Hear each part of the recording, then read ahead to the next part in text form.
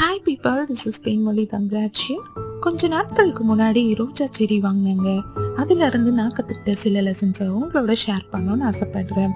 என்னதான் ரோஜா செடியை ஒரு பெரிய பேலஸில் அழகான தொட்டியில் நிறைய உரம் போட்டு வளர்த்தாலும், ஒரு ஏழ்மையான வீட்டில் கீழே தரையில் வச்சு வளர்த்தாலும், அதுலேருந்து வரப்போகிற ரோஜா சில நாட்களில் காய்ந்து உதிர்ந்து போயிடுங்க. இவ்வளவே தாங்க வாழ்க்கை. நம்ம எவ்வளோ பெரிய பொசிஷனில் இருக்கலாம், எவ்வளோ வெல்த்தியாக இருக்கலாம், end of the day we are going to return back our home. So முடிஞ்ச அளவுக்கு சந்தோஷத்தையும் அன்பையும் மட்டும் ஷேர் பண்ணுங்க.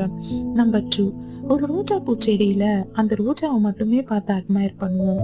ஒரு விஷயத்த மறந்துடுவோம், அந்த ரோஜா பூ எத்தனை முட்களை கடந்து வந்திருக்குன்னு. இப்படி தாங்க யாரோ ஒருத்தர் நல்ல ஒரு பொசிஷனில் இருக்காங்க அப்படின்னா அவங்கள ஈஸியாக ஜட்ஜ் பண்ணிடாம அவங்க எத்தனை முட்களை கடந்து வந்திருப்பாங்க அப்படின்றது நமக்கு தெரியாது இல்லைங்களா? With this lovely